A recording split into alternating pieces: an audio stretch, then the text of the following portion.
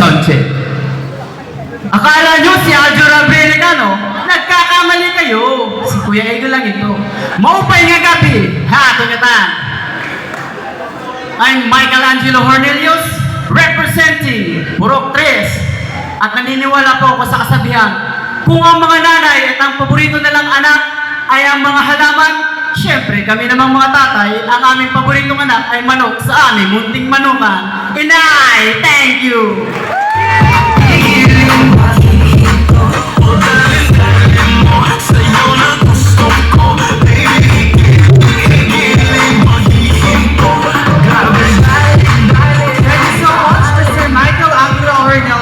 Our candidate number 1. Moving forward with our Super Tatay candidate number 2, Mr. Luis J. Mugaz.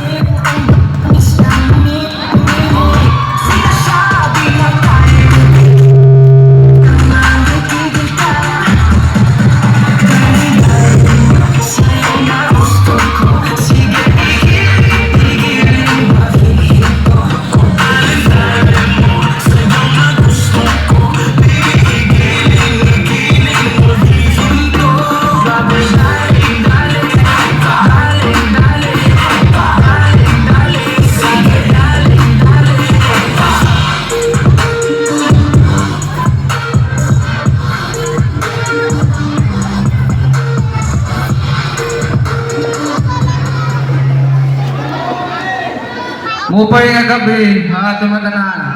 Luigi Mugas, from Proctos, representing Mr. Super Tatay 2025. Here you have it, our field candidate number 2. Let's move on to Mr. Jared Marquez, our male contender number 3.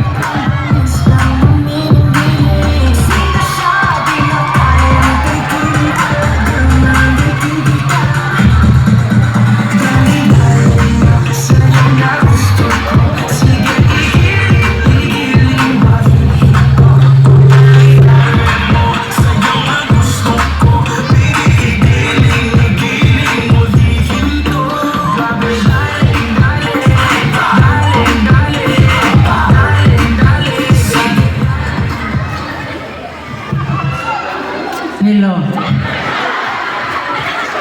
Maupay, maupay, maupay. Jared Marquez, 25 years old. Taga Purok 2. May kasabihan ako, ha?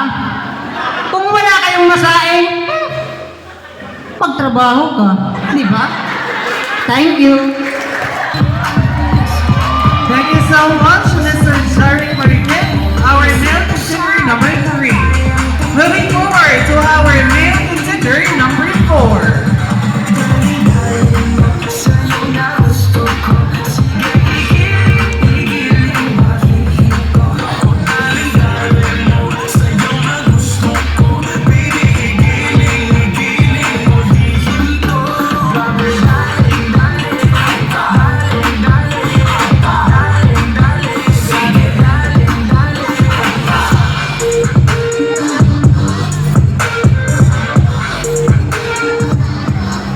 Good evening, everyone. My name is Miguel Apura, 28 years old, representing Purok 3! Naniniwala sa kasabihan. Sheesh! Kung may nakaproblema, ayaw kabaraka, pati liwat ako, may problema! Thank you! Thank you so much, male contender number 4, Mr. Nick Bird. And now let's move on to our last contender. We have Mr. Joseph Camilla.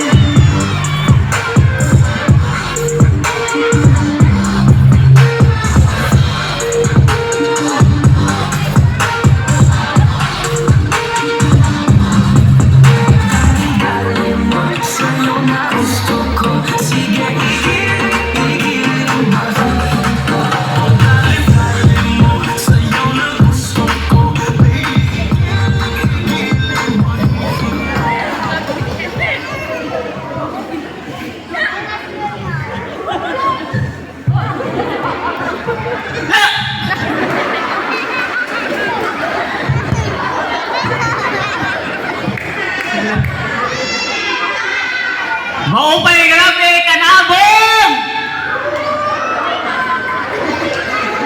Para ko mong ganyan haranda. I am Joseph Comedia from Purok 3, Borongan City, Eastern Samar, Philippines! Iya, wala orang ka di kumabao. Na naniniwala sa isang kasabihan, kundi doon mga nanay, bisa na ngaradlawon. Mahilig itong chismisan. Ito naman ng mga tatay, bisa nagbububunok. Waray makakapugol, makakadto lamang sa bublangan. Inay, thank you! Thank you so much, male contender number 5. And once again, ladies and gentlemen, we would like to give you our fifth lovely, handsome gentlemen in their final group. Starting with our male contender number 1, 2, 3, 4,